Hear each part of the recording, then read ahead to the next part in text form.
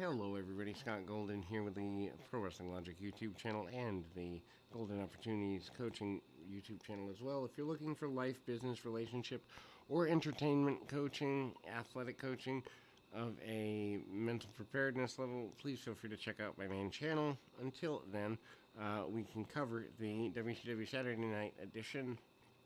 That is the 13th of June 1992. A short abridged version, I'm assuming just an hour, probably Braves baseball or something, taking them away. There's highlights of a nature here. Bill Watts talks about returning to the area, talks about loving Atlanta, talks about being friends with Dusty Rhodes. That's pretty well here. A week from Beach Blast 92, which has the great Sting and Cactus Jack main event beach brawl. Dustin Rhodes is here, and he is your main guy for this. Young Pistol Tracy Smothers is his adversary for the day. Rhodes relatively new, probably about 3 years, maybe 4 at most in the sport. Can't believe he's still here 30 some odd years later in 2021 and probably looking in the best shape of his career in some ways. Anyway, Smothers, who is unfortunately passed away last year, a terribly underrated fellow. Love his Smoky Mountain stuff. We are going to go back to the Smoky Mountain series eventually, by the way, for folks that have asked. In any event, some takedowns by Rhodes. Actually does a 3/4 roll. Getting a near fall, doesn't really get all he wants on that. Rhodes again, the son of Booker, Dusty Rhodes. I believe Dusty is booking at this time. Does a kick and a tip-off. Drop toe hold into the arm bar. Drops the knee across the shoulders. And there we pretty well go. Really basic stuff along the way. Tips up just a little bit and a side headlock, and ultimately they grapple for arm bars. Really basic stuff. Reminds me a lot of today's NWA power type stuff. Wrestling when wrestling actually made sense. Tide turns a little bit on Rhodes, but only for a few minutes worth of shoulder tackles and the like. Rhodes manages some punches in the bionic elbow and double fist shot, and then he manages to hit a bulldog and get a victory here. Bill Watts talks about the need for law and order, talks about the need for acting with intelligence and integrity, brings out Ole Anderson, who says that there are going to be rules, and the rules will be enforced here in WCW from here on out. I like what Bill Watts is trying to do here, trying to bring some semblance of old school wrestling. Old school for 92 is probably like 82, but anyway, back to a company that, 90, 91, a little more cartoony, and seemed like a good idea at the time to try and take things a little more seriously, although it never really was done fully. All-American Ron Simmons is up next. Simmons, of course, if you think about it, about 2, maybe 3 at most months away from winning the World Championship, so that's a good thing here.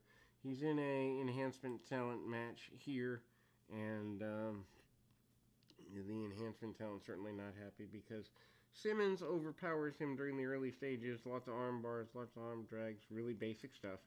Ron Simmons probably could have finished this guy. I think his name is Chris Sullivan. A little quicker, but they did want to give him a bit more of a shine. Tackle, punch, kick, and the basic things there. And then we see kind of the tackle, spine buster sort of deal, and Simmons gets a victory in about 2.5, maybe 3 minutes. Certainly you can see that a major push is coming. I don't think that anyone necessarily with that spine buster that's released was expecting that to be the finish. But also, I don't think anyone saw him, Ron Simmons, that is, being first African American world champion, was on a couple shows with Ron several years ago, and he was nothing but a class guy, really class act. Paulie dangerously talks about two of his teams, so four of his men being against each other in the NWA upcoming tag team title tournament. He seems excited by this prospect. Eaton and Anderson against Eaton,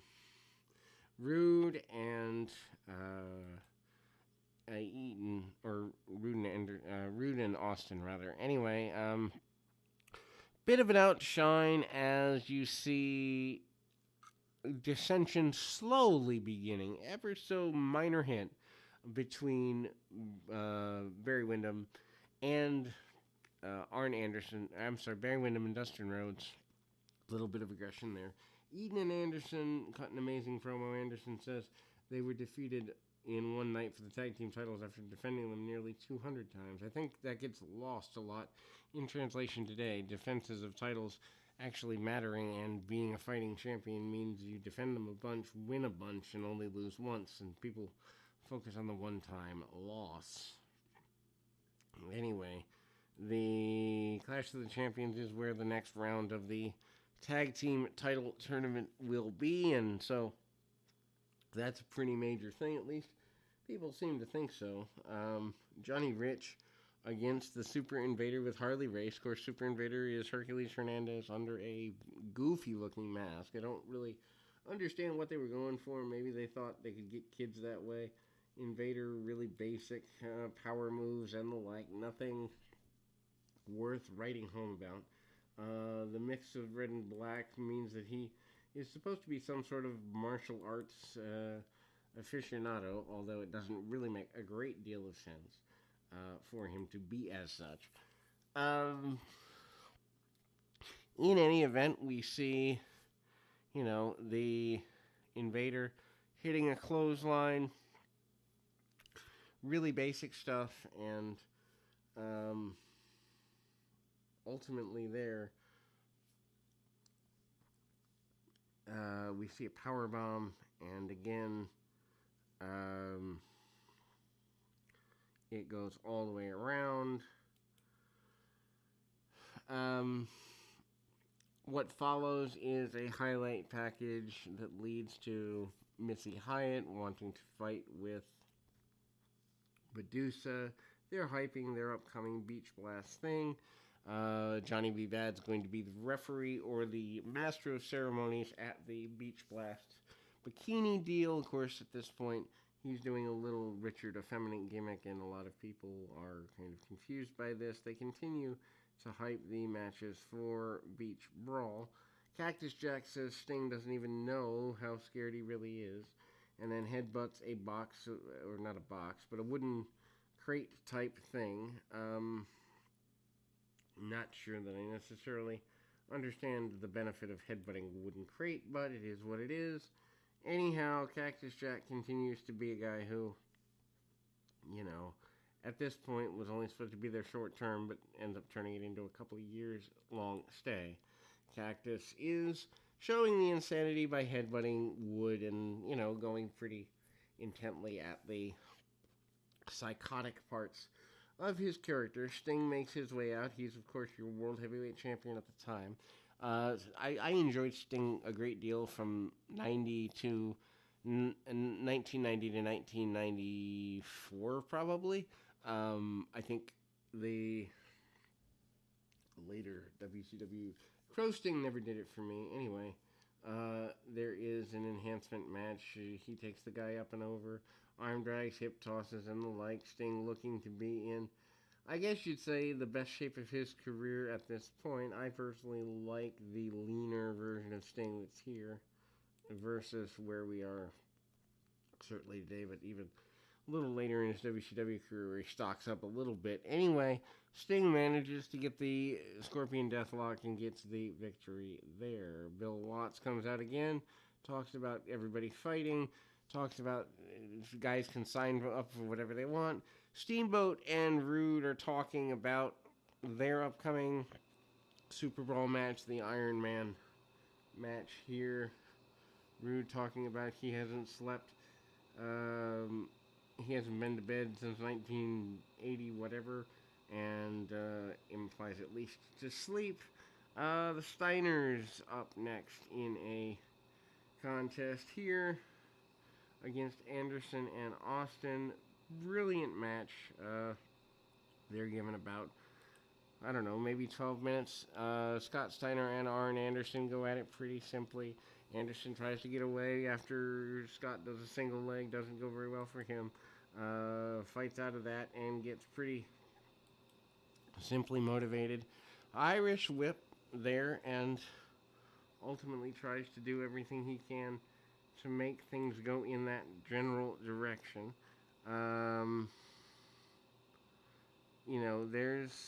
It's certainly some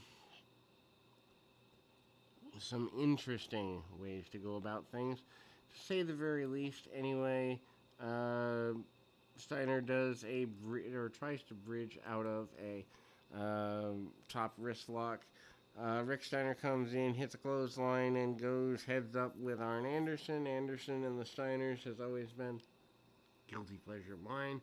Steve Austin, young Steve Austin. I love Austin from 89, his Texas debut, through about 94. Actually, I enjoy his early WWF stuff too, so probably till about he wins the title in 98. I did not like Austin from 98 through 2003. It wasn't my thing. I know people love the Austin Rock series. I enjoyed some of it, bits of it, but Austin, the version of Austin I like, kind of ended with his beating of Shawn Michaels, and I think he went downhill after that, of course, having the injuries he had and everything. Anyway, hard Steiner line by Rick Steiner, and again, aggressive, and Austin takes him back. It takes Scott Steiner back, and then they being the Dangerous Alliance, double team on Steiner for the next several minutes.